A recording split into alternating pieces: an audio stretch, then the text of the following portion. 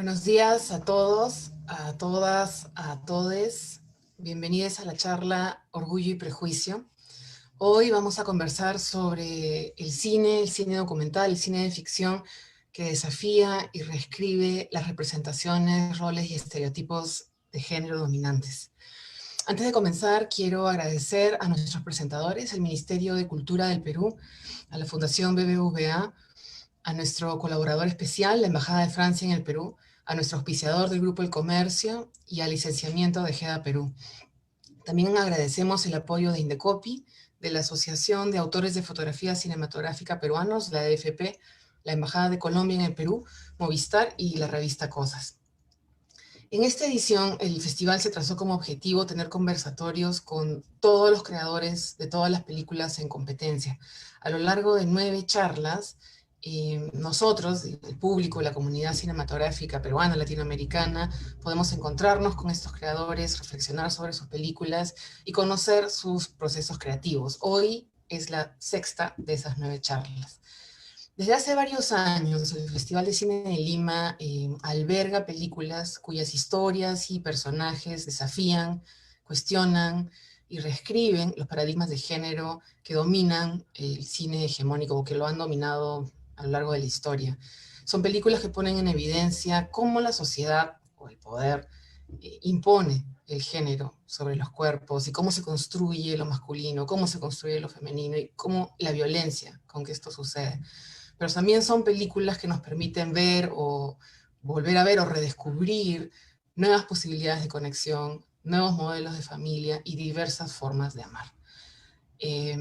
Para hablar de eso y de esos temas y de películas que tienen esta temática en el festival, estamos hoy con 3 realizadores de Brasil, México y Colombia. Antes de presentarlos, quiero invitar a todos los que nos están viendo a escribir sus inquietudes y preguntas para nosotros a través del chat del Facebook del Festival de Cine. Quiero empezar con Bruno Santamaría. Él es cinefotógrafo y director de documentales, se viene de México, egresado del Centro de Capacitación Cinematográfica. En el 2016 estrenó su ópera prima, Margarita, su debut como director, y Cosas que no hacemos es su segundo largometraje. Hola Bruno, buenos días. Gracias por estar con nosotros esta mañana. Muchísimas gracias, Gabriela, por la invitación, por estar presentando la película, por esta iniciativa de la charla, ¿no? Estoy también muy contento de presentarla y, bueno, de poder sentir un poquito, ¿no? Qué es lo que ocurre cuando uno presenta una película. En serio, muchas gracias. Cuéntanos un poquito de qué trata Cosas que no hacemos para quienes todavía no la han visto.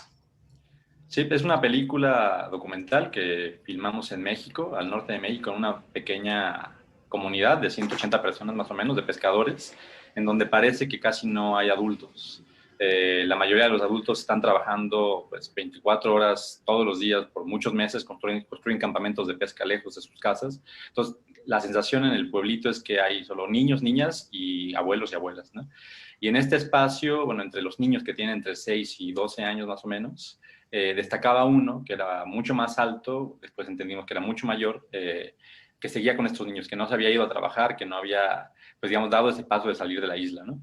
Y lo empezamos a conocer y entendimos que estaba viviendo un proceso de transformación y que de alguna manera se sentía mucho más cómodo con los niños y con las niñas del pueblo de 6 y 10 años que con la gente de su edad de 14, 15 años, ¿no?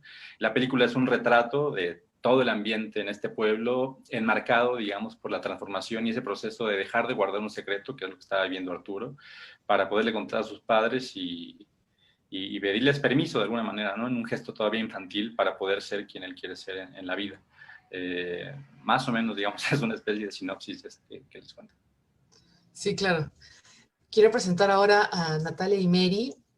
Ella es realizadora, es documentalista colombiana, ha realizado una serie de proyectos de manera independiente y también para distintos espacios de arte moderno y contemporáneo. Y Dopamina es su primer largometraje documental. Bienvenida, Natalia, a esta reunión. Gracias por estar aquí. Creo que tienes que prender tu micro, Natalia, perdón. Sí. Hola Gabriela, ¿cómo estás? Gracias a ti y al festival por esta invitación. Me parece muy chévere, pues, como han formulado el festival y todas las conversaciones que están haciendo. Es maravilloso, me parece muy bonito poder estar aquí y gracias. Cuéntanos un poquito de qué va Dopamina, Natalia, para quienes todavía no la han visto. Bueno, Dopamina es un documental en primera persona, ¿sí? Digamos que habla sobre mi familia, sobre mi padre, mi madre, mi vida, la vida de mi novia y una amiga, ¿sí? Digamos que estos 5 personajes conversan sobre varios temas, digamos, generacionales que los distancian y los encuentran muchas veces en relación a lo político, a lo ideológico, ¿sí? Mis padres fueron militantes de izquierda en su juventud, entonces digamos que ahí hay unas reflexiones en las que yo nací, que luego en esta película se ponen en discusión, y digamos que entra el tema de mi homosexualidad y del momento en el que yo les digo que me gustan las mujeres y cómo esa situación, digamos, se convierte en un punto crucial en la familia, ¿sí? De reflexión, de crisis, de catarsis, de varias cosas. Y un poco la película va en torno, digamos, a esas reflexiones de vida, a reflexiones sobre la familia, sobre la mujer, sobre lo que los padres esperan de los hijos, sobre la enfermedad, ¿no? Digamos que son varios temas un poco existenciales que atraviesan, digamos, mi película, ¿no? Ahora quiero presentar a Caru, no Caru, sino Caru Alves de Souza. Ella es directora, guionista y productora brasileña, veterana del cine, además, porque el cine le viene en la familia. Eh, bueno, su primera película se estrenó en el en el Festival de San Sebastián, Underage, y Mi nombre es Bagdad es su segundo largometraje. Caru, te voy a decir Caru, perdona. Caru, bienvenida a esta mañana, a este conversatorio. Muchas gracias por estar aquí. Olá, muchas gracias a vosotras e vosotros. A mí es un gusto muy grande estar aquí en línea. Estoy aquí en Brasil, me gustaría estar en Perú ahora, pero no se puede. Pero es un gusto muy grande. Para quienes no han visto todavía tu película, cuéntame de qué trata Mi nombre es Bagdad. Mi nombre es Bagdad es una película de ficción, de largometraje, y es sobre el cotidiano de una chica que se llama Bagdad, de 17 años, que es también una patinadora, una skater.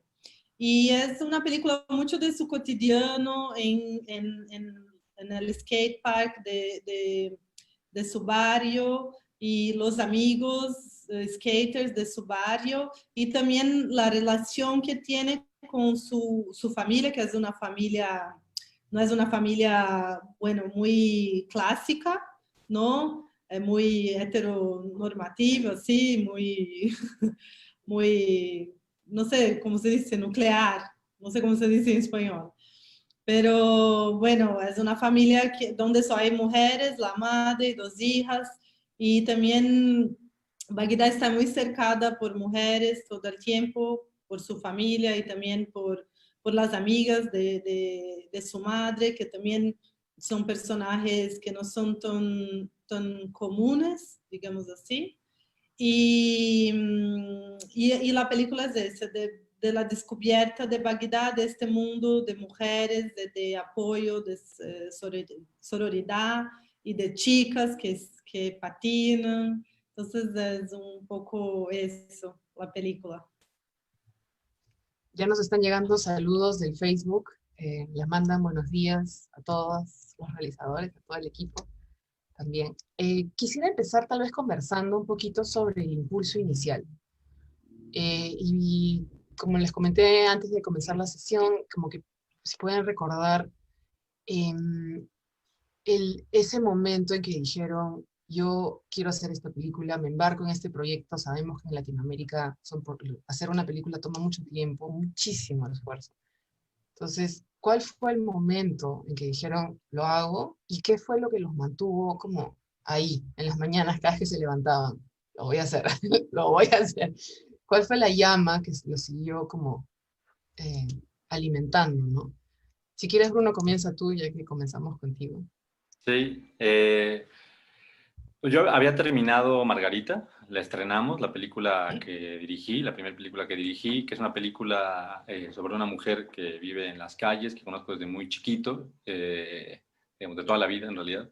Y un día me pidió entrar a mi casa y a partir surgió una relación muy fuerte entre ella y yo, una mujer indigente, que fue actriz en los años 70. Bueno, el asunto es que la película la filmé en casa de mi madre, que es donde yo vivía.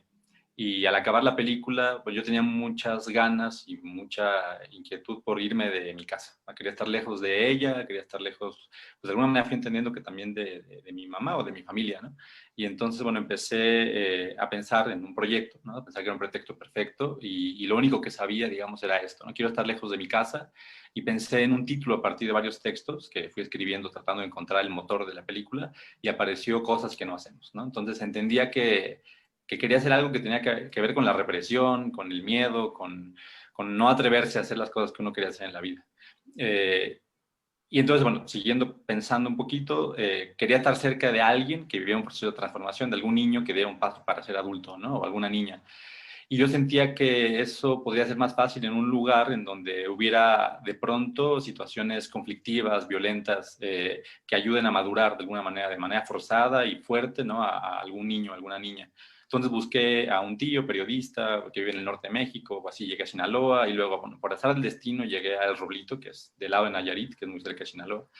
Y al llegar a este espacio, bueno, llegué con un poquito de inquietud porque mucha gente me decía que era un espacio muy peligroso, ¿no? Que era lo que yo estaba buscando, pero en realidad cuando llegué vi todo lo contrario. Vi un lugar lleno de niños corriendo por todos lados con globos, caballos, aventándose al río, pero sobre todo lo más impactante, al menos para mí en ese momento, fue que un niño me contó que cada Navidad viene Santa Claus en el aire, en el cielo, en un trineo, aventándole dulces a los niños desde un paracaídas de color arcoíris, ¿no? Y que ellos lo esperan cada 25 de diciembre, y yo, es una historia de niños, ¿no? Pero no sé por qué confié, me dio muchas ganas de ver si eso era verdad, ¿no?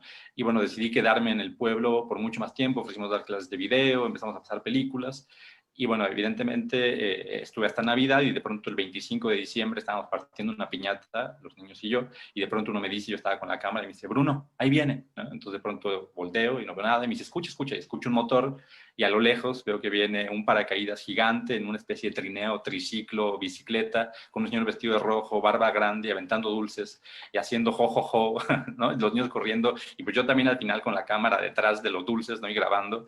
Al final, de hecho, se veía el material y dije, lo arruiné porque no grabé nada, estaba más bien muy emocionado, evidentemente. Y bueno, digamos que esta situación me ancló a este espacio, ¿no? O sea, como que me enamoré profundamente de la sensación de que no solo estaba viendo niños, sino que estar ahí me hacía sentir, pues eso, ser un niño, ¿no?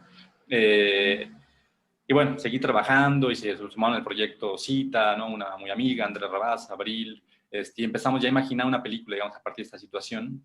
Y bueno, fue así, digamos, para no extenderme demasiado, que de pronto empezamos a conocer, evidentemente, pues a la gente de la comunidad, de entender que no solo hay una violencia visible, digamos, en ciertos pueblos de México, como muy aparatosa y, ¿no? Roja, sino que también hay unas violencias muy profundas que tienen que ver con cosas que también a mí me estaban pasando en ese momento y que tienen que ver con la familia, que tienen que ver con la represión, y de pronto apareció Arturo, ¿no? Y que de alguna manera, digamos, por contarlo brevemente, empezamos de manera paralela a vivir la necesidad de dejar de guardar un secreto frente a nuestros padres. Digamos, de manera paralela que emprendí el viaje hacia esta isla, yo empecé a tener un novio que mis padres no sabían que yo tenía, y Arturo empezó a querer vestirse de mujer, ¿no?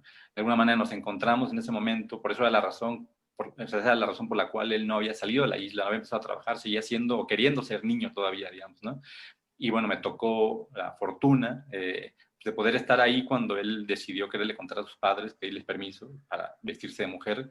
Y digamos que eso fue, digamos, lo que hizo como que se construyera no solo una experiencia vital para estar ahí, para poder estar lejos de mi casa, para poder compartir con personas que no me conocían, digamos, qué quiero de mi vida, sino eso, para hacer una película.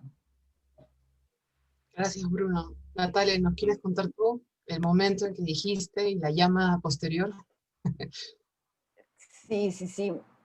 Bueno, digamos que este proyecto inició como una tesis de grado para la universidad, ¿no? Entonces yo, digamos que hice un proceso de investigación.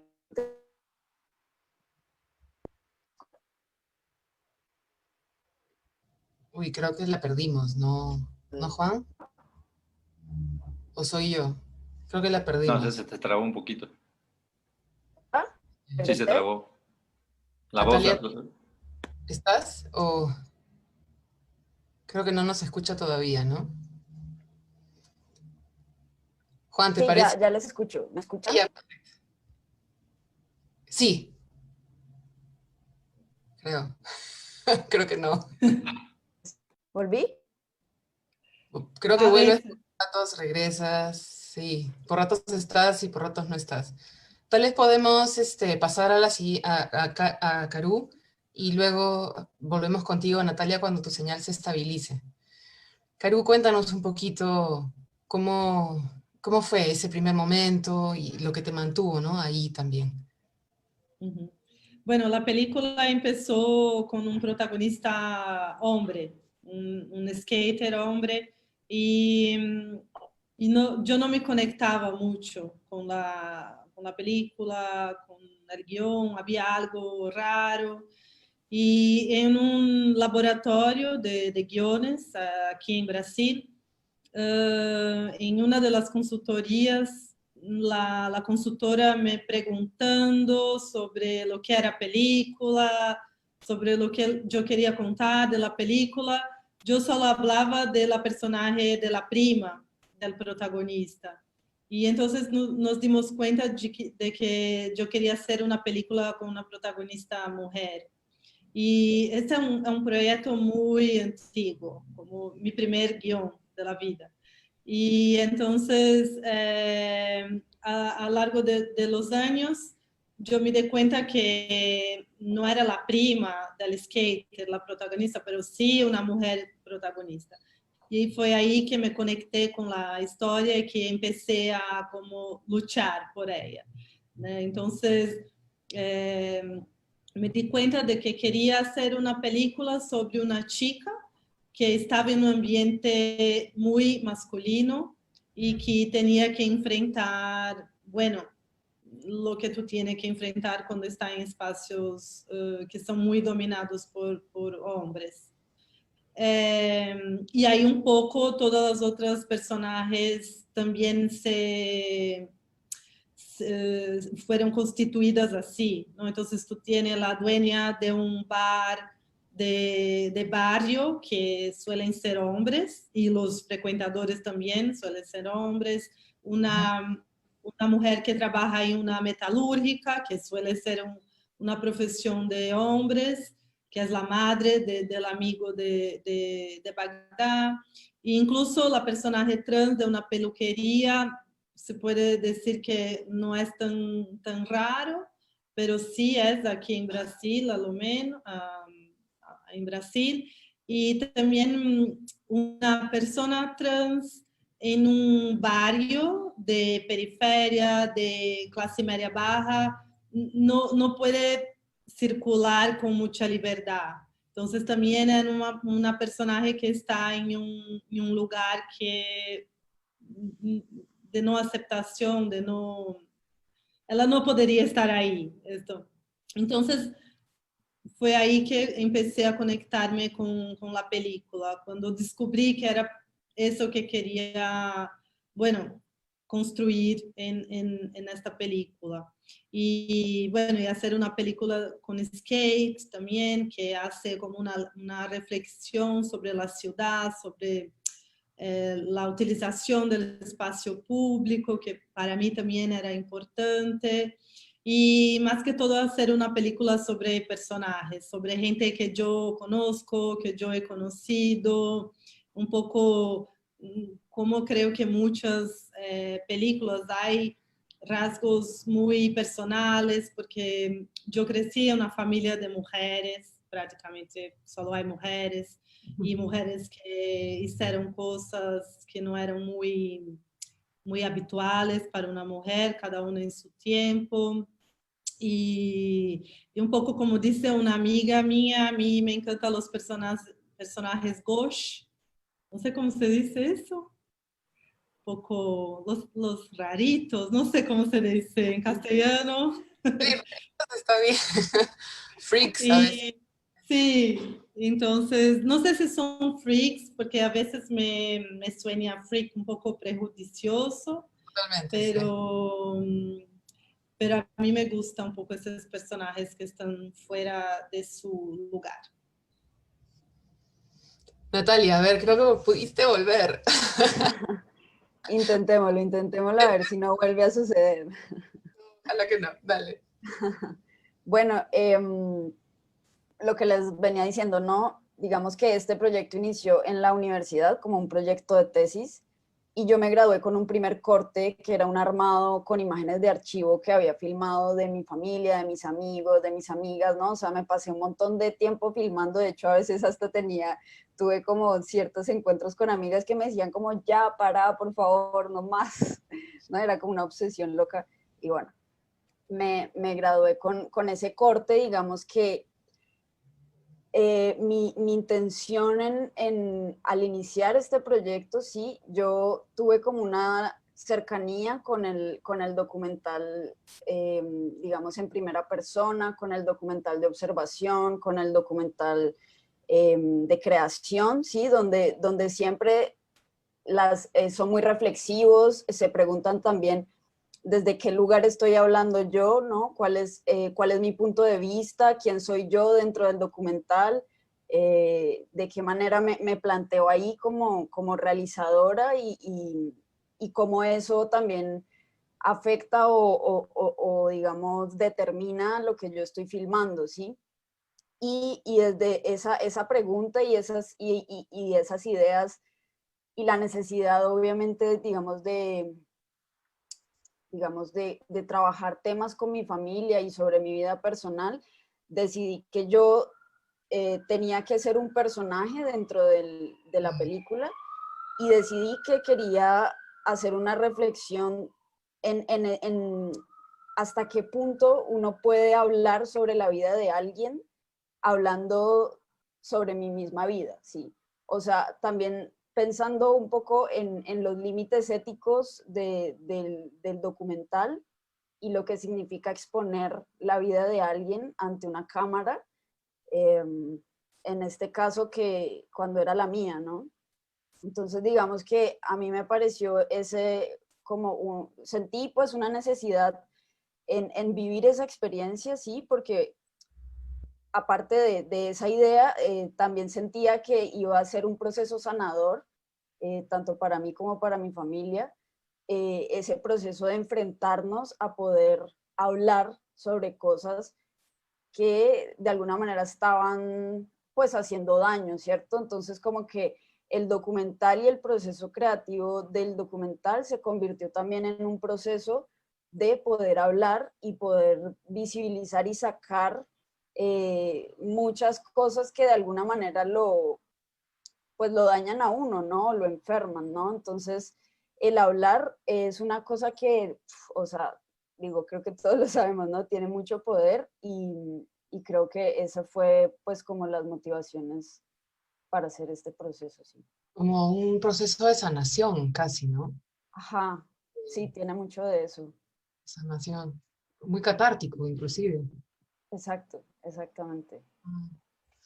Yo creo que ustedes han tocado temas bien interesantes que tienen que ver con los límites éticos, con los vínculos de con sus personajes, sean ficcionalizados o con sus actores, con la comunidad con la que trabajaron.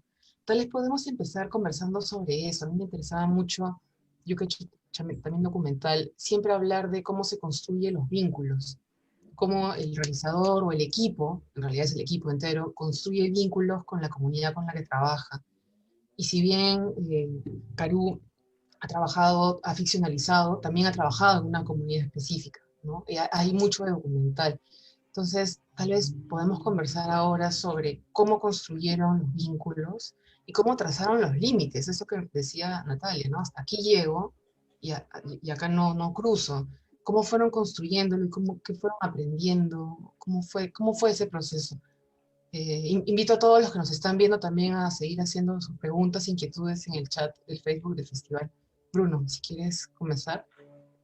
Sí, bueno, justo, ¿no? Creo que como decía Natalia, al menos en mi caso también digo, si bien era una película contando la vida de alguien más, ¿no? Estando con alguien más, conociendo a alguien más, aprendiendo, cuestionando a partir de las cosas que hacía alguien más, la motivación, el origen también tiene que ver con una cuestión de sanación, quizá de poder hablar con mis padres, ¿no? Que justo fue algo que ocurrió también después de la película, de problemáticas, universos y secretos y silencios, ¿no? Que uno estaba guardando. Entonces, digamos, coincido, ¿no? Al menos ahí completamente en una búsqueda que nace, pues sí, que de alguna manera, no de una cuestión terapéutica necesariamente, pero sí de una exploración, pues eso, también a la psicología de uno y de los procesos que uno está viviendo. Y lo menciono porque creo que cuando uno hace eso, al menos a mí, los límites que se ponen, pues son muy frágiles y son de pronto, ¿no? Es como que uno está ahí tratando de conocer a otras personas y de exponerse y de sentir y de provocar situaciones en donde a veces el control pues no es tan claro, ¿no? O sea, yo pienso en particular con la comunidad, bueno, ¿no? Como comentaba, llegamos, me fascinó este lugar, me contaron la historia de Santa Claus y busqué la manera de quedarme en este espacio, ¿no? Entonces ofrecí dar clases de video, conocí a los niños, a las abuelas, a los abuelos, después a los padres, les mostramos lo que estábamos haciendo, ¿no? Les gustó mucho, entonces surgió la idea de llevar un proyector y empezar a mostrar películas en el centro del pueblo, en la cancha, ¿no? Entonces pasábamos, pues, películas de todo tipo, desde Chaplin hasta Coco, ¿no? Y después se me ocurrió pasar documentales, pasamos Margarita, que es la película pues, que hice, que salgo yo en la película, ¿no? También con Margarita. Entonces, fue fácil de entender para todos, digamos, en la comunidad, lo que era hacer una película documental, ¿no? Es decir, que las personas que existimos en la vida real de pronto estamos frente a pantalla y nos interpretamos a nosotros mismos. Entonces esto fue generando una relación con todo el pueblo, digamos, de aceptación, de confianza, de lo que estábamos haciendo ahí, siempre dos personas, ¿no? Que íbamos dos personas, una sonidista y yo. Y después, bueno, con Arturo fue una cuestión de empatía total, creo, por sentir cierto rechazo a la masculinidad adulta, ¿no? Hay una secuencia en particular que recuerdo que Arturo está bailando en la noche y yo empecé con la cámara a grabar, pues a bailar con él de alguna manera, ¿no? O sea, con la cámara me gusta mucho bailar a mí también, entonces empecé eso, a tratar de estar con él observando mientras baile, moviéndome por toda la cancha, porque esto fue en el centro del pueblo, y se acercó un niño y empezó a gritar, putos, para eso me gustabas, pinche puto, para eso. Y yo sentí mucha tensión, mucha presión, evidentemente, porque por un lado yo en el pueblo, si bien a Arturo y a su familia les había contado que soy gay, con muchas otras personas no lo había contado porque no quería sentir rechazo de otras personas, o sentía que podía tener cierto poco acceso a otras familias que quería conocer también, ¿no? Porque sentía eso, miedo, porque es una comunidad pues machista, ¿no? Como la mayoría, digamos, en el mundo, ¿no? Y entonces en ese momento con el niño gritándonos eso, pues vi a Arturo, digamos, que estaba igual bailando con toda la dignidad y fuerza frente al niño, sin que le importara que además estaba siendo grabado. Y creo que eso nos genera mucha empatía, ¿no? Como cierta... pues sí, evidentemente, ¿no? Cierta sensación de rechazo a la masculinidad adulta del pueblo, sobre todo. Y a partir de ese proceso, vuelvo a esto que decía, ¿no? O sea, me conectaba inmediatamente con un proceso que tenía que ver con lo que estaba yo tratando de sanar en relación a mi familia, a la comunidad en la que vivo, ¿no? Y bueno, si bien Arturo es un chavito que desde los 12 años salió del closet con sus padres, en realidad, o sea, lo que a mí me tocó vivir era el secreto de su segundo paso, que es igualmente fuerte o más fuerte todavía tal vez, ¿no? Y es eso, que a los 16 años decidió pedirle permiso para empezar a vestirse de mujer, ¿no? Entonces, ese secreto compartido, digamos que de alguna manera yo no había contado eso a mis padres sobre mi vida y él no había contado eso a sus padres sobre su vida, creo que generó una intimidad y una relación que hacen que, digo, para quien no ha visto la película, estoy spoileando un poquito, ¿no? Pero que la escena más dramática de la película, el corazón de la película, pues es una escena muy íntima en donde Arturo pide permiso y yo estoy en medio de esa conversación completamente cine directo, digamos, muy tensos todos, ¿no? Donde los papás no sabían lo que iba a ocurrir, Arturo y yo sí sabíamos, Arturo, de alguna manera éramos cómplices de lo que estaba por pasar, ¿no? O sea, él me dijo, yo quiero hacerlo esta noche y yo le pregunté, ¿lo puedo filmar? Y me dijo, sí. Yo grabé eso también, entonces le dije, mira, yo acabo de grabar que lo has dicho, ¿no? Entonces, si tú estando en la cocina de pronto decides no hacerlo, funciona igual para la película. O sea, para la película es igualmente poderoso que tú decidas hacerlo y es igualmente poderoso que decidas no hacerlo. Habla de lo complicado, de capaz es un segundo intento, entonces adelante, ¿no? Como tú lo sientes, y me dijo, pues intentémoslo. Entonces, al entrar a esa cocina, de pronto fue complicadísimo, no lo voy a contar a detalle, pero después de un momento yo dije, bueno, muchas gracias por dejarme estar aquí, me salgo, ¿no? Y la mamá y el papá me dijeron, no, te quedas y después me quedé pensando que evidentemente se generó una dinámica de confianza muy fuerte, pero además yo con la madre también hablé muchas veces de mi relación con mi madre, ¿no? Con la madre de Arturo, y creo que ellos entendían también por qué yo estaba haciendo esa película, por qué necesitaba, pues no solo estar presente en una situación así, sino poderla filmar y compartir. Y en ese sentido creo que esos límites, como decía, cuando uno está también experimentando, ¿no? Casi como una constelación familiar, ¿no? Estas cuestiones de psicología, pues a través de otra persona, una proyección, nada, como que los límites se vuelven muy difusos y muy peligrosos y creo que hay que tener conciencia de ello, ¿no? Pero no sé, no sabría bien decir cómo controlarlos. Creo que es algo más bien de mucha sensibilidad, intuición y estar en constante comunicación, pues sobre todo con quien está siendo pues más expuesto en ese momento frente a la cámara, que en este caso evidentemente era pues Arturo. Es interesante lo que dices, Bruno, de cómo lo importante que es la comunicación con la comunidad con la que trabajas, cuando a veces todos estos problemas surgen por falta de comunicación. Sí, sí, sí. ¿No? ¿Cómo puedes ejercer una comunicación con la familia con la que estás trabajando, la nueva familia del rodaje, del proyecto? Sí, es muy bonito, voy a decir solo una cosa más rápido, pero yo creo que la cámara, al menos en las dos películas que he podido dirigir, me da otra personalidad, como que me da un valor, me da una confianza, me hace escuchar de otra manera, me hace tener una paciencia que en la vida real quizá no tengo, ¿no? En la vida real de pronto alguien está hablando y si me aburre me distraigo y con la cámara no, con la cámara hago un esfuerzo por poder entrar más y poder escuchar más.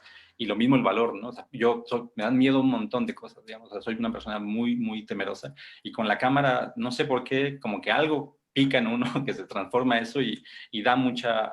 Entonces eso, ¿no? O sea, quizás sin la cámara jamás habría hablado con mis papás de nada y más bien tener una cámara, pues eso, como que obliga a comunicarse. Natalia, ¿cómo, o sea, solamente agarro lo último que ha dicho Bruno, porque es como que te deja la bandeja a ti, porque lo tuyo ha sido trabajar con tu familia, de hablarlo, no hablado, etcétera. ¿Cómo Ajá. fue, o sea, estamos hablando de vínculos, ¿no? Los vínculos ya existían, ¿no? Evidentemente son tus Ujú, amigos, tus padres, pero ujú. ¿cómo fuiste encontrando esto que decías? ¿Cómo fuiste encontrando los límites para que no se convierta en un ejercicio narcisista, que es siempre un peligro, ni tampoco el pudor te ate de manos, ¿no? Sino, cómo fuiste encontrando eso? Uy, creo que la perdimos Ujú. otra vez. ¿Me Ah, sí, escuchan? sí, sí, sí, ¿Estoy? sí, sí, estás. Ok.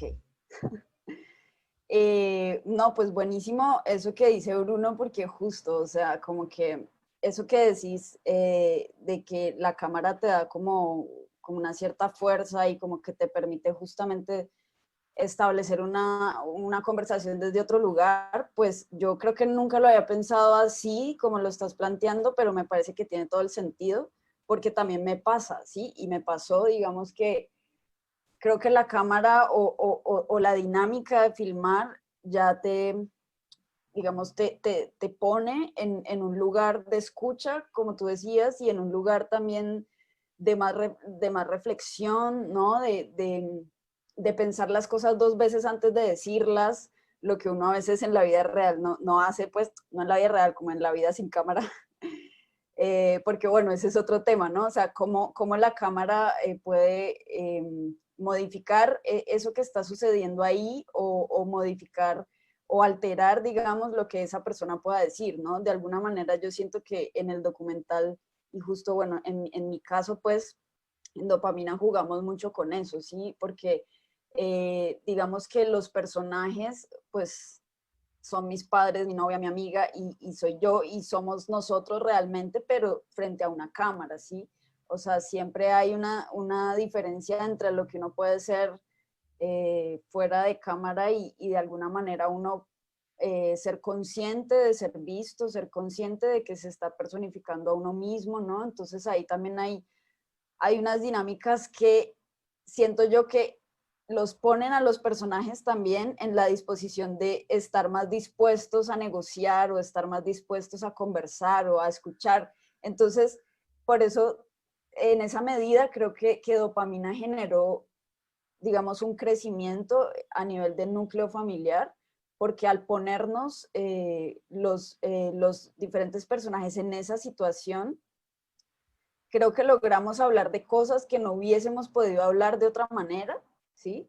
O que quizá no hubiese sido tan positiva la manera en la que la hubiéramos hablado, ¿no?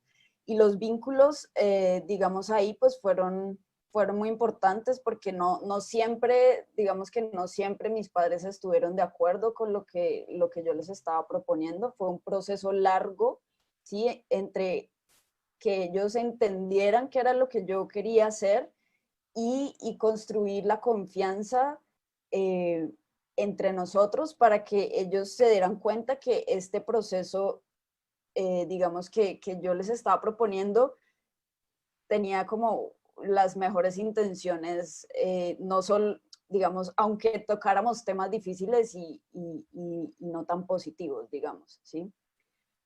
Nosotros hicimos un proceso de preparación actoral, curiosamente, antes de empezar a filmar, ¿sí? Es verdad, tú has comentado eso es bien interesante.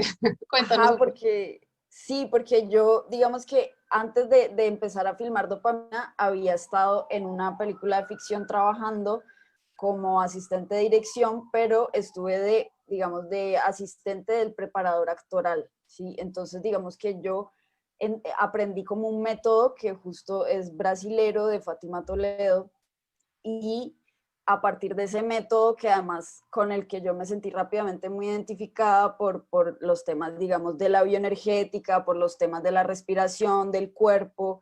Entonces yo pues como que me fui por esa línea, y antes de empezar el rodaje de Dopamina hicimos un proceso de preparación de un mes con los personajes, donde yo diseñé, digamos, como un método basado en o sea, no diseño un método, o sea, basado en el método de Fátima Toledo, adapté ciertas cosas al documental. Entonces nosotros hicimos la bioenergética, hicimos ejercicios de respiración previos, ejercicios con cámara antes del rodaje, ¿sí? Porque digamos que a diferencia de lo que yo percibo de lo que tú hiciste, Bruno, que me encanta además el documental de cine directo, Dopamina no es cine directo, ¿sí? Dopamina es una puesta en escena de las cosas y generando siempre como un espacio donde pudiese emerger, digamos, la vida, o pudiese emerger la honestidad, la verdad, pero dentro de un esquema de puesta en escena un poco más en la ficción, ¿no? Uh-huh. Caru, ¿quisieras comentarnos tú sobre esto?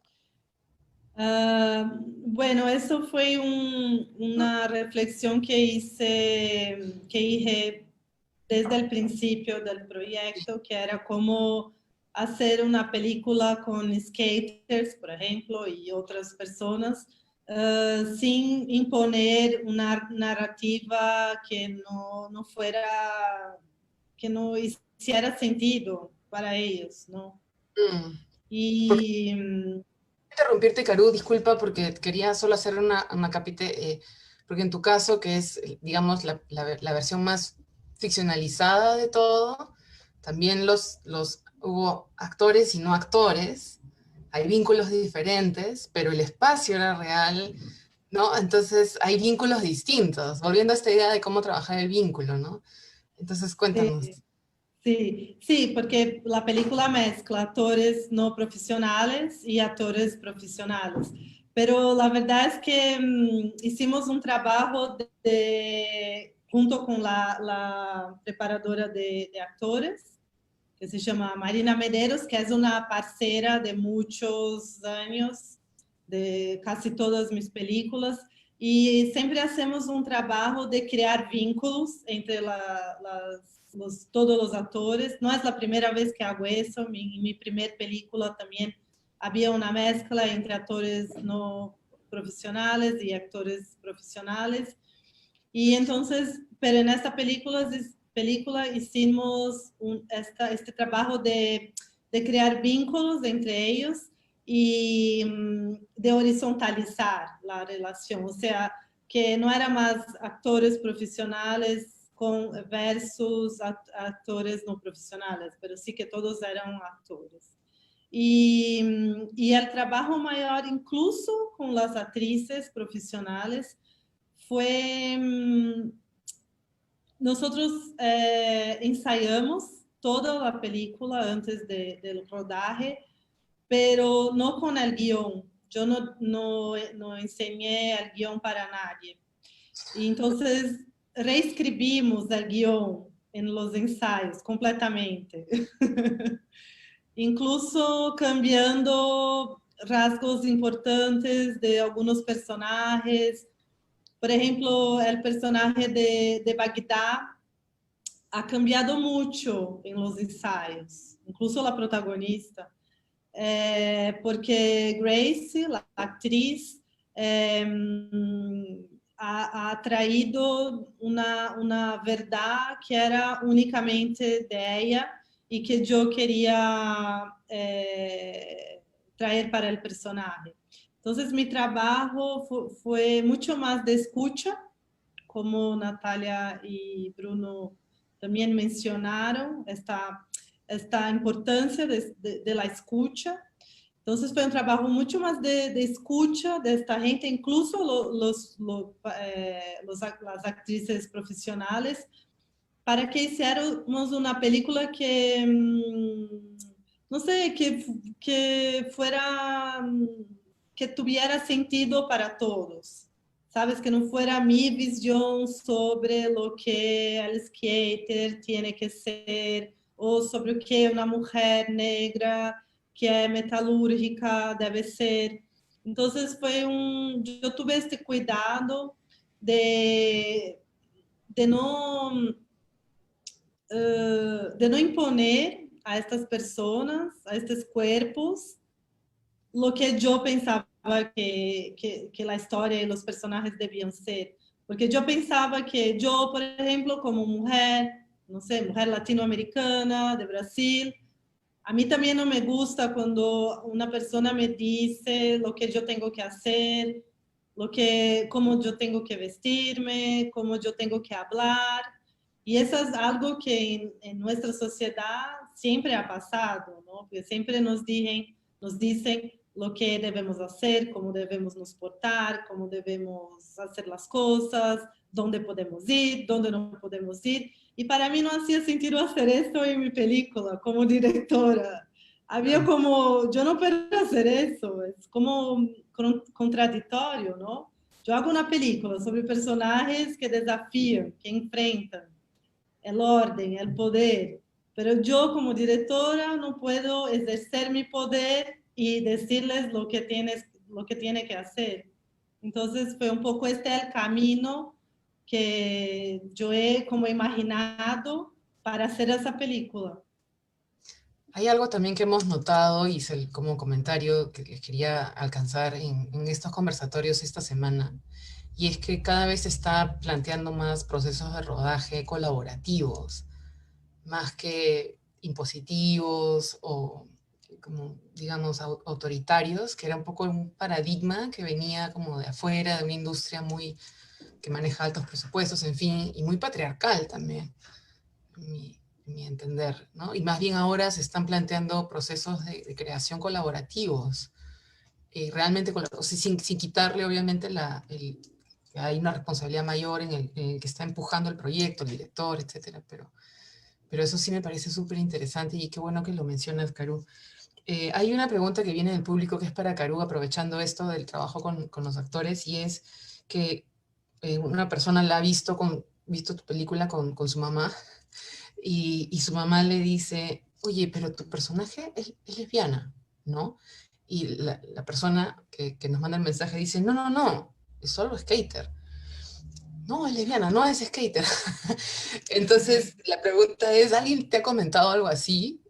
¿O alguien condicionó a esta mujer su opción sexual por simplemente estar habitando un espacio lleno de hombres, un espacio masculinizado?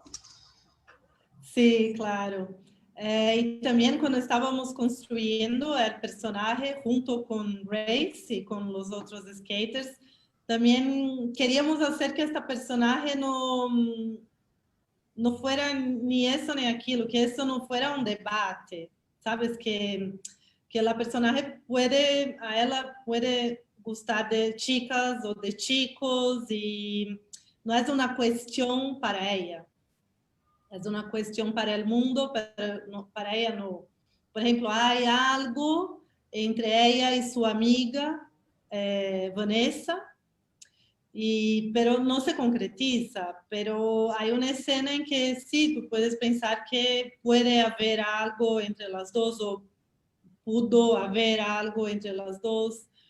Entonces hay un poco este lugar del personaje. Pero también hay la mirada de las otras personas que sí, bueno, si la chica se tiene las ropas como Bagdad y es skater, claro, es obvio que es lesbiana. Entonces hay un poco este juego de la mirada de los otros y también que sí que jugamos un poco con la personaje y su sexualidad. Hay algo que también a mí me llamó muchísimo. Dale, Bruno.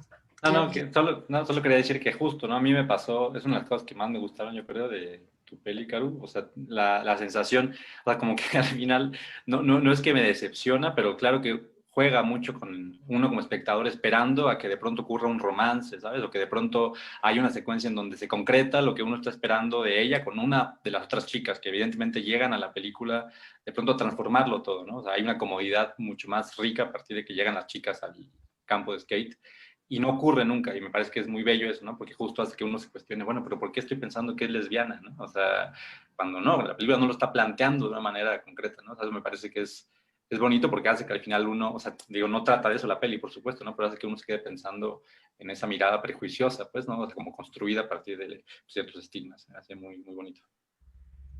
Hay algo que a mí ya me llamó muchísimo la atención cuando vi sus tres películas y es el trabajo de la cámara. O sea, sabemos que la cámara es un intermediario, que crea distancia, que crea nuevas relaciones, altera todo, pero específicamente el lenguaje a mí me reventó la cabeza. En los momentos, por ejemplo, en el caso tuyo, Bruno, recuerdo, y con esto no spoileo, quiero no spoilear, pero hay un momento que me dejó como diciendo, wow, qué interesante mirada la de este realizador, que es que sucede algo muy violento, no voy a decir que es en el centro, que parece la plaza o esta cancha de fútbol, en la película, y tú decís, y te vemos, porque vemos tu sombra proyectada, o sea, vemos, ahí está la cámara, y estás tú sucede lo que sucede, y tú no te acercas. Hay una distancia allí. O sea, mi primera reacción hubiera sido, me voy detrás a ver qué pasó, pero tú decides quedarte. Y eso a mí me da como pie para preguntar cómo fuiste encontrando el lenguaje y esta distancia, ¿no? Suficiente para estar cerca y a la vez lejos, y para no hacer una pornoviolencia, que es un poco de lo que tú hacías, ¿no? De lo que tú hablabas de no objetivizar la violencia, ¿no? Hacerla pornográfica, digamos. ¿Cómo fue eso? Tenía ganas de preguntarte sobre eso. En realidad es una pregunta para todos, ¿no? ¿Cómo trabajaron la cámara, específicamente el lenguaje para su película? Sí, pues justo, ¿no? O sea, creo que al hacer la película, sí hubo un planteamiento de la cámara muy sencillo, digamos, como una pretensión de que la cámara pudiera sentir a las niñas y a los niños, o sea, que pudiera jugar, aventarse al lodo, meterse, o sea, como una sensación muy libre y muy suelta, ¿no? Que yo soy la cámara, digamos, entonces como también yo poder vivir eso con ellos. No solo estar observando lo que está ocurriendo, sino estando con las personas, ¿no? Entonces, es decir, si algo pasa enfrente y me preguntaban algo, pues respondía, digamos, no había necesidad de ocultar que esto era, ¿no? Una realidad donde no estaba yo presente, porque me interesaba eso, que ellos se sentían con la libertad de hacer lo que quisieran hacer, un poquito, ¿no? Como decía Caru, sin yo decirles, vete por aquí, vete por acá, y más bien yo estar atento y poder sacar la cámara en medio de una conversación, en medio de una situación. Entonces, bueno, en ese sentido siento que la cámara, un poquito, era una pretensión, se impregna de la emoción con la que yo, digamos, como camarógrafo estoy viviendo, ¿no? En ese momento una situación, ¿no? Y bueno, el momento que relatas, ¿no? En donde ocurre algo y al día siguiente está este registro en la cancha y están los niños jugando ahí. Bueno, o sea, yo estaba muerto de miedo, eso es lo que está pasando, ¿no? O sea, yo estaba muerto de miedo, tenía muchas ganas de irme del lugar porque literal no sabía bien qué había pasado todavía, o sea, evidentemente sí, ¿no? O sea, murió una persona, un adulto, ¿no?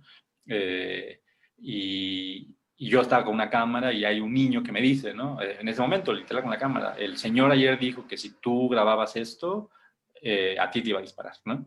Entonces me dijo eso y como que yo no lo entendí muy bien, es un niño, las cosas que dicen los niños a veces son juegos, a veces son, ¿no? Entonces, pero yo decía, o sea, de por sí el rodaje estaba planeado para que ese día justo, un día después de la grabación, nos íbamos, ¿no? Y en la mañana, cuando despertamos y vimos que estaban ocurriendo cosas, decidimos quedarnos un poquito más de tiempo, ¿no? Pero en realidad un poquito más de tiempo que para Cita y para mí era muy tenso, sobre todo por esto, por saber que las cámaras amenazan a la gente, ¿no? Y evidentemente si ocurre una situación violenta y saben que estamos con una cámara, más allá de que siempre dejamos claro cuál era nuestra pretensión de estar ahí, qué es lo que nos interesaba mirar, contar, ¿no? Que tenía que ver con el cine y que no tenía que ver con un periodismo de denuncias. Es decir, había una posición clara en toda la comunidad de nosotros, pero en ese momento teníamos mucho miedo. Y cuando ocurrió eso, literal fue porque los niños me dijeron, ven, vamos a verlo, me acerqué con ellos y de pronto nos encontramos con eso que estaba ahí y tal cual, o sea, me congelé, ¿no? Eso fue lo que pasó en mí. Y no me pude acercar porque pues porque no, mi relación con lo que estaba ocurriendo ahí era esa, no sé cómo decirlo, ¿no? Incluso en una asesoría con un documentalista, él me cuestionó mucho, me dijo, es que todo mal, te tenías que haber acercado y construido. Y le dije, bueno, no pude, o sea, no pude, mi relación con esto es esta, ¿no? Y ya a la distancia, igual viendo la película montada, a mí me gusta mucho también esa distancia, me gusta mucho que la cámara se quede quieta y siento que tiene que ver con esto, ¿no? Con tratar de que la cámara pueda dar a sentir lo que nosotros también como realizadores, ¿no? Estábamos sintiendo atrás de ella y que se transmita, ¿no? O sea, no era una decisión solo formal, sino era una decisión pues, ética frente a lo que estaba ocurriendo, ¿no? ¿Dónde nos posicionamos? Y por eso, digamos, en particular esa secuencia es así que pienso en contraste, digamos, a la de los globos, que corre con los niños, se mete, termina con la coreografía de las niñas, ¿no? Que es otra sensación y creo que eso, hay un contraste de esas dos formas de mirar en relación a la emoción. Evidentemente, ir tras los globos con los niños, bueno, era una diversión increíble, ¿no? Y de pronto eso otro, bueno, fue eso, congelarse frente a lo que estábamos mirando. O del lago, ¿no? En que es otra mirada, es casi de ensoñación, como si fueran los sueños de estos niños, adolescentes, ¿no? O sea, ser flexible también. Natalia, a nosotros nos llamó mucho la atención cuando vimos tu película, la hasta dignidad. O sea, sentimos que era una cámara muy inteligente, o sea, muy pensada, muy, no sé si astuta, pero inteligente y sensible, porque además no solo estás hablando de ti, sino de la condición física de tu papá. Y hay una dignidad en esa mirada inteligente y sensible y respetuosa y cargada de N emociones. Yo quería que nos cuentes también cómo fue esto, o sea, cómo fueron encontrando el lenguaje para los encuadres, para distanciarte y a la vez acercarte de tu propia familia, ¿no? Ujú. Los planos de la piscina son extraordinarios, ¿no? Me Sí, sale no, perdón. no, la piscina es un gran lugar además porque es como la placenta, o sea, como que mi papá se la pasa ahí, nosotros también como que una relación muy, pues muy cercana con el agua, entonces es como un espacio como de mucho, pues sí, como de nacimiento, de fortaleza, no sé.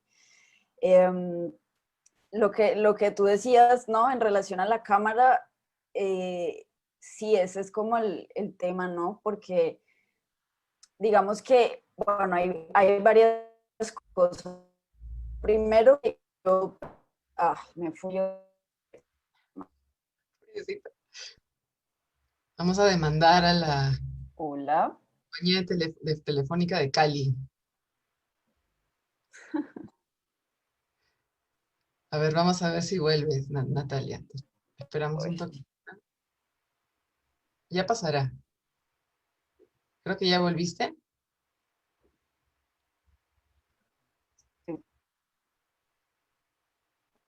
o sea, yo te escucho a ti, Ah, pero igual están congelados. pero te escuchamos, si quieres. Regresé. No, mejor creo que vamos a esperar un ratito que vuelva la señal con mucha fuerza. Esperamos un ratito. Caru, ¿tú quieres contarnos un poquito entonces ahora? esperemos que pase, ¿no? Y para que puedas reentrar, Natalia. Dale, Caru. Vale.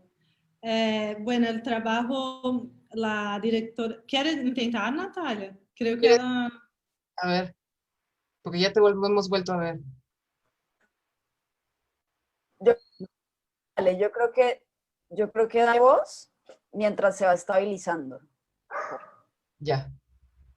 Dale, Caru, entonces. Vale. Entonces, la directora de fotografía se llama Camila Cornelsen y, bueno, básicamente su trabajo fue estar muy cerca de la gente. Queríamos desde el principio que Camila fuera uno más uno personaje más, así.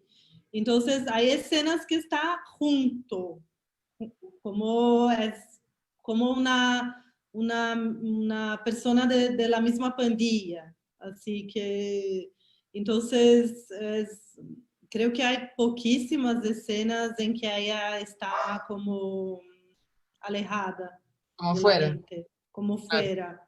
Casi todas, si tú miras las fotos de making of, Camila está junto, como si estuviera aquí. Y entonces, un poco fue esta bueno, como ella se ha portado en el plató, la cámara. Y también hubo un trabajo de cómo ella no sabía dónde el personaje iba a ir, si iba a la derecha o la izquierda. Estaba todo el tiempo así como descubriendo para dónde tenía que ir, porque no teníamos marcaciones, eran muy poquitas marcaciones, no sé si dice así. Y entonces estaba todo el tiempo buscando los actores junto con ellos y no había como luz, nada de eso, era todo natural. La luz compuesta que hay es la misma que estoy usando ahora, como Ya. un iluminador, un celular, un móvil, una cosa así. Entonces, un poco fue así que pensamos la cámara. Y aparte de eso, Camila, la persona, es muy cercana, muy afectuosa. Entonces, dentro de muy poco tiempo ya era amiga de todos los actores, ya ha como desarrollado una relación con ellos. Entonces, eso fue muy importante. Como no es una directora de fotografía que está como siempre, muchas veces pasa eso, ¿no? Algunos directores o directoras de fotografía están muy como aislados en su departamento y Camila no, Camila es muy profesional. Y eso fue fundamental para que pudiéramos tener el resultado de la cámara y también de los actores, porque ahí estaba todo el tiempo ahí. Entonces Claro. los actores tenían que estar muy cómodos con ella. Natalia, cuéntanos, ¿has vuelto? Sí, volví. Volviste, qué bueno. ¿Me escuchan bien? Ok, con un poco de retraso, pero bien, ¿no? Bueno, Caru, no, pues eso que cuentas de la foto de tu película me parece muy chévere porque justo creo que, no sé, como que me identifico mucho con esa mirada tuya, con esas propuestas, porque a veces la cámara o la fotografía, ¿no? Se pone como en un lugar demasiado rígido, como toda la parafernalia de la iluminación y como, no, o sea, esto no se puede hacer antes de que esto esté iluminado perfectamente, la misma fotógrafa o fotógrafo con esa distancia como de parecer como dioses, que no se puede acceder, ¿no? Entonces, eso me parece que yo también busco siempre como trabajar así un poco lo que tú cuentas y en una experiencia previa que tuve de corto de ficción también hicimos como esa misma idea como de priorizar digamos, lo que sucede con los personajes, lo que está aconteciendo, más que pensar en que si está bien iluminado, si está bien encuadrado, ¿no? O sea, como... Y bueno, y para linkearlo como con mi experiencia en la película, pues la primera idea partió de ahí, ¿no? De pensar que lo que lo que a mí más me importaba eran mis personajes y lo que ellos tuvieran por decir, ¿no? Entonces, digamos que en esa medida, con mi hermana, que se llama Laura, que es la fotógrafa de la película, digamos que construimos un lenguaje en el cual pudiésemos siempre priorizar lo que sucediera más que el lugar de la cámara digamos como toda la parte técnica, ¿sí? O sea, que la parte técnica estuviese a disposición de los personajes y de lo que ellos tuviesen por decir. Entonces, en ese sentido, decidimos trabajar una cámara fija, pero en mano, ¿sí? Entonces teníamos como un shoulder, una cosita que ella pues se ponía acá, y la idea de que no fuera un trípode, pues era justamente que si ella tenía que reencuadrar o tenía que reaccionar ante una situación, lo pudiese hacer, ¿no? De todas formas, Dopamina está construida como con cuadros muy fijos, porque justamente, digamos que las conversaciones eran largas y no sabíamos tampoco muy bien hacia dónde nos iba a llevar el camino de la conversación, y son planos muy, muy largos los que nosotros hicimos, ¿no? Y en realidad en el montaje quedó finalmente, o sea, fragmentos de esos planos larguísimos. De hecho, mi hermana, oh, me fui. No, te ¿Volví? escucho. Sí, sí, tranquila, todo Ah, bien. sí, sí. Sí, sí. Bueno, bueno. De hecho, mi hermana creo que sacó brazo porque, te juro, o sea, hay planos que eran de 20 minutos fijo acá en las conversaciones, ¿no? Eh, pero digamos que esa fue la lógica que nosotros establecimos. Lo que hacíamos era que yo miraba el monitor, pues, antes de empezar a filmar, y una vez ya cuadrábamos la imagen, digamos que ya nos funcionaba, veíamos que los dos personajes podían interactuar, que la cosa se iba a contar, ¿no? Entonces ya yo entraba como personaje y dejaba de ser directora hasta que, pues a veces lo logré más que en otras, pero digamos que esa era como la dinámica. Ujú. Hay una pregunta que nos llega también del público. Los invito a todos los que nos están viendo, no esperen al final para mandar sus preguntas o inquietudes. Estamos aquí ya. Pero ya para ir empezando a cerrar un poco la conversación, tal vez nos puedas contar, por si también es una pregunta del público, ¿cómo ha sido la recepción de la película? O si la película se ha podido ver con las comunidades con las que ustedes trabajaron, con los protagonistas. No sé, Natalia, si quieres, cuéntanos un poquito, o como si tu familia la vio, la vieron solos, la vieron en un cine antes de que todo termine, antes de que te declare la Claro, claro. cómo fue. Está bueno eso de que empiece yo primero para que el internet no entienda que voy a ir yo y no se vaya. Bueno, Ok. sí, ellos lo vieron. A ver, digamos que una vez ya teníamos un corte, reuní como a mi familia nuclear, a mi tía, no, mis primos no estaban, y les mostré, digamos, ese corte en la casa con un proyector, ¿sí? Antes de cerrar el corte, porque para mí era supremamente importante que ellos pudiesen sentirse representados ahí y conformes con eso que estaban viendo, ¿sí? Entonces, esa fue una de las primeras cosas que hicimos antes de decidir que la película ya estaba terminada. ¿Sí? Yo necesitaba que ellos me dieran como su aprobación como seres humanos, ¿no? O sea, no solo como padres, sino porque igual ahí están otros personajes también, sino como seres humanos, ¿no? Entonces, a partir de ahí, pues ya iniciamos el proceso de finalización, y la película sí ya la hemos podido mostrar pues en varios festivales, en diferentes espacios. De hecho, el estreno de la película fue en Jihlava, en República Checa, y yo estaba trabajando en una película en México, pues haciendo sí, otra cosa, y mis padres fueron los que viajaron para representar la película en Gilava. ¡Qué lindo! Sí, ¡Qué belleza! sí, sí. Eso fue muy bonito. Sí. ¿Cómo fue para ustedes, Bruno? ¿Cómo fue para ti mostrarla? ¿La pudieron mostrar? ¿La pudieron ver los chicos, la Pues, comunidad?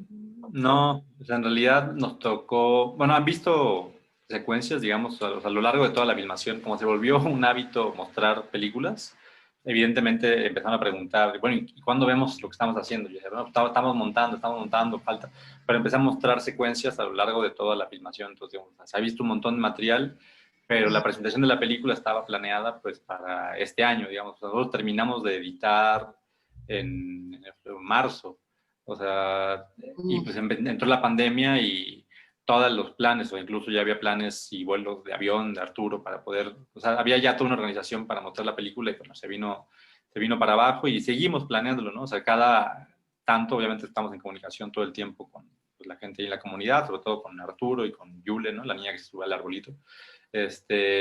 Y platicamos del momento ¿no? En que vamos a poder ver la peli otra vez.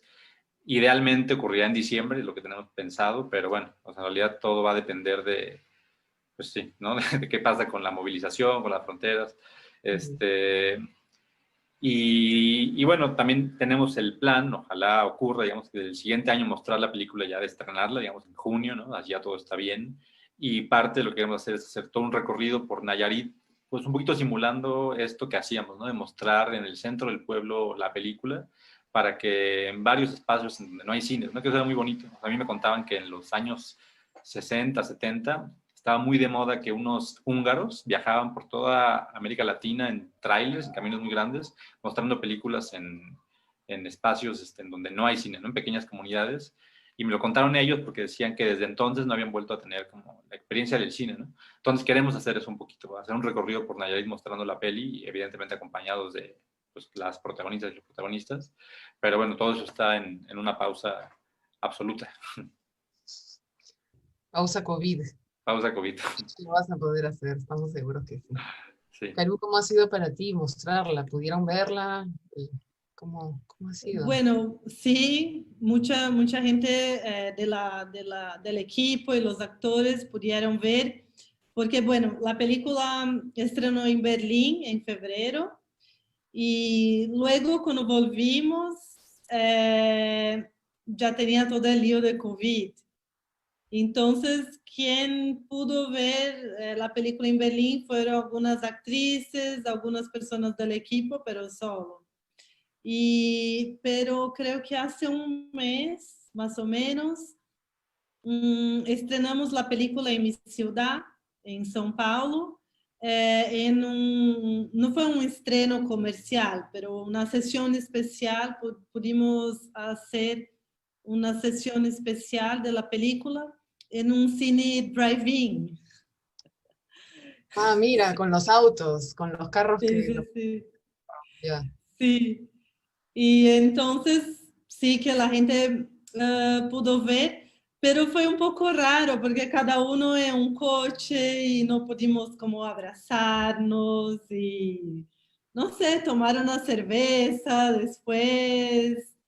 Sí que después de la película como nos encontramos en un parking cerca del drive-in, pero muy raro, ¿no? Verla, tú no puedes abrazar y nada. Y algunos de los chicos llorando mucho, muy emocionados, así, porque nunca se habían visto en una pantalla. Entonces fue un poco raro, pero fue muy guay. Así que poder pasar la película en medio de una pandemia. Entonces fue muy interesante, pero un poco frío, pero muy interesante. Hay un comentario que viene de redes también que es muy, le parece a la persona que escribe muy interesante, cómo la perspectiva de género puede adquirir formas tan diversas, ¿no? Cómo el lenguaje cinematográfico puede adaptarse a esa mirada que ahora es cada vez más importante y relevante, ¿no? Desde una ficción a un seguimiento de personaje, un documental directo y también a cuando la directora se mete y es personaje también de la película, ¿no? Entonces, quería comentarles eso, es un comentario muy bonito que llega. Y tal vez para ir cerrando ahora sí, la última pregunta que yo les podría hacer es, sabiendo que es una historia personal, que viene de un lugar muy, muy honesto, ¿cómo este proceso, qué les deja? ¿Qué, qué, qué se llevan? Caru, si quieres comienza tú. ¿Con qué se van?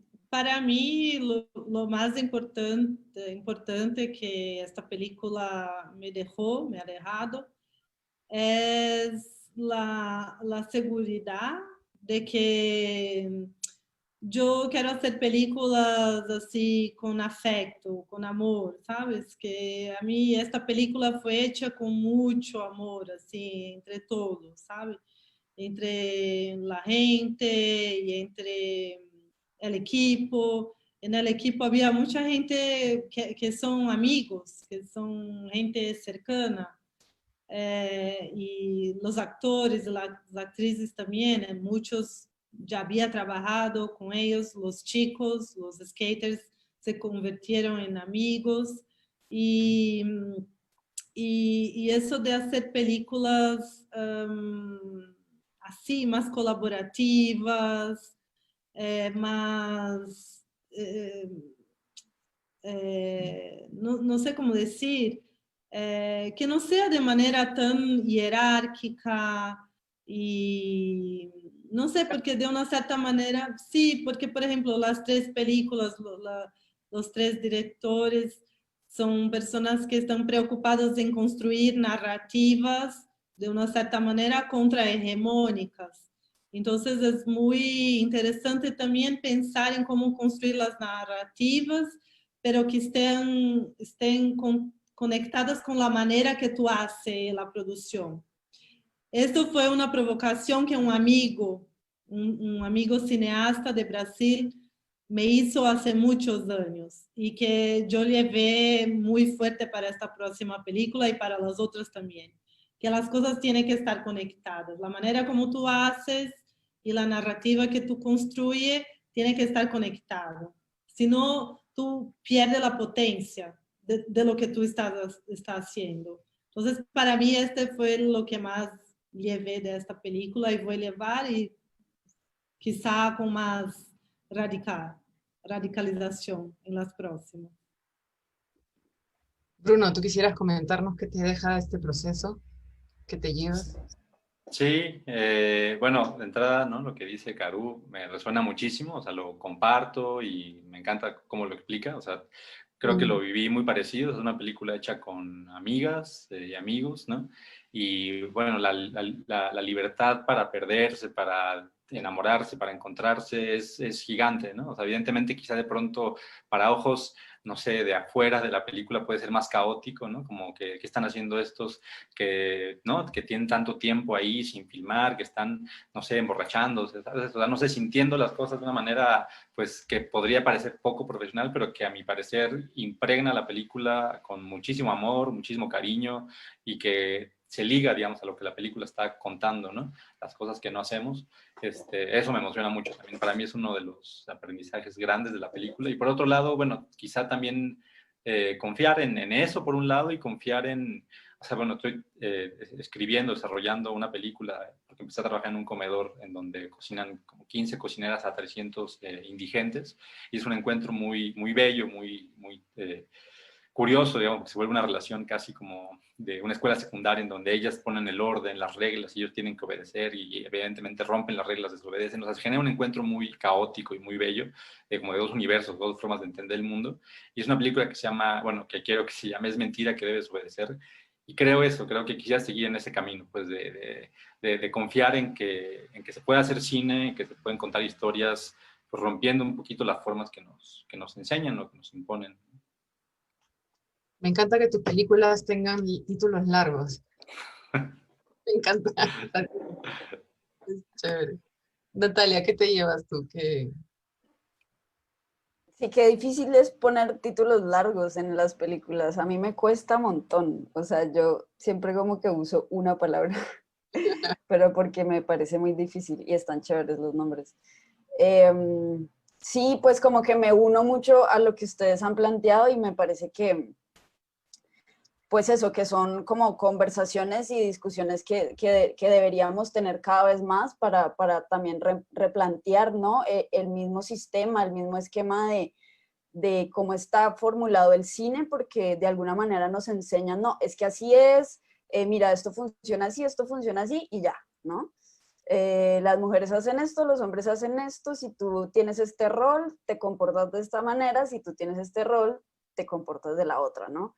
Y parece que fuera como una regla casi que no se puede reevaluar o no se puede reescribir, y justamente creo que, bueno, aquí los tres nos hemos encontrado como en esas ideas y supongo que mucho también en este festival va en esa línea también de no solo construir nuevas narrativas y nuevos lenguajes, sino nuevas maneras de producción, como tú lo planteabas, porque eso es directamente proporcional al resultado que estamos buscando y coherente, ¿no? Porque no podemos hablar de algo y luego en nuestra construcción hacer otra cosa, o en el proceso creativo, ¿no?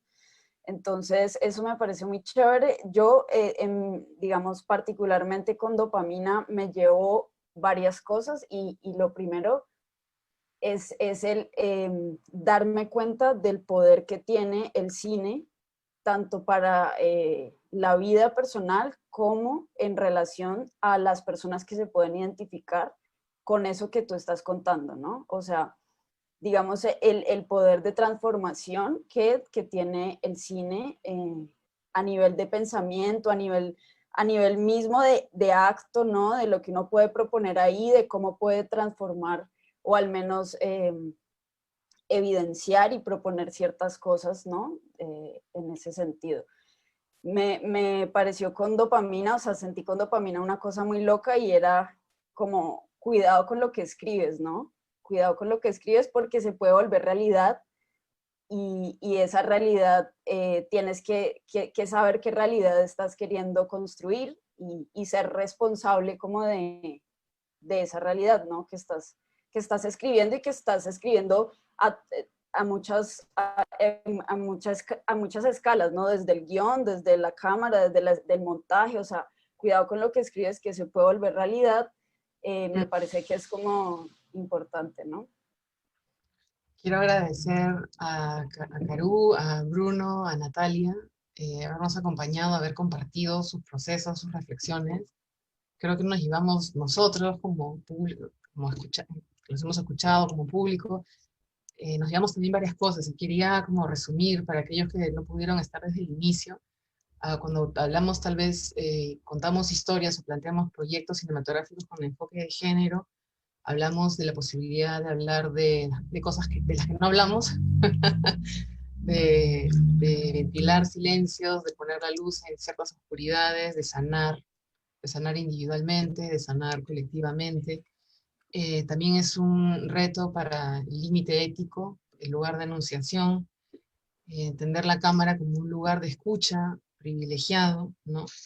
Y para todos aquellos interesados en contar ese tipo de historias, algunos consejos que he anotado de la charla son como mantener la apertura, no juzgar, mantener siempre la comunicación con tu equipo y con la comunidad con la que trabajas, no imponer una visión. Y bueno, tal vez esta época, no solo el virus horrible, sino también la revolución feminista que estamos viviendo en estas épocas, nos plantea la posibilidad de hacer narrativas contrahegemónicas, pero también de replantear los procesos de producción cinematográficos. Y eso ya es, uff, bastante que decir, y qué mejor que decirlo en un festival de cine, ¿no?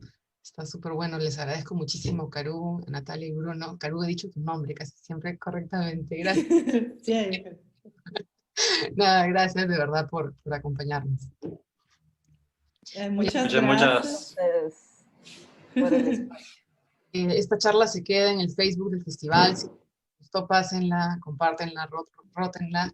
Les recordamos que las entradas están a la venta en la web del Festival de Cine, festivaldelima.com, y en la plataforma ccpucpencasa.com. El precio de las entradas es 2 soles, entrada general, y 10 soles precio especial. Las películas solo pueden verse en territorio peruano y por 48 horas desde que ustedes le ponen clic. No se olviden de votar al finalizar cada película y les recordamos que la votación para el premio del público es posible solo hasta las 6 de la tarde del sábado 29 de agosto. Así que si escogiste para ver una película en competencia, pueden otorgarle una puntuación de 1 a 5 estrellas. Ustedes que nos escuchan, tú que me escuchas ahorita, tú también eres jurado. Les invitamos a acompañarnos a nuestro siguiente conversatorio. Vamos a hablar sobre las sociedades de gestión y los servicios que ofrece GEDA Perú. Vamos a hablar sobre la importancia de la defensa de los derechos de los productores y la asistencia y capacitación que brinde GEDA Perú a sus socios. Eso es hoy día a las 4 de la tarde también por el Facebook del festival. Nos vemos pronto y muchas gracias.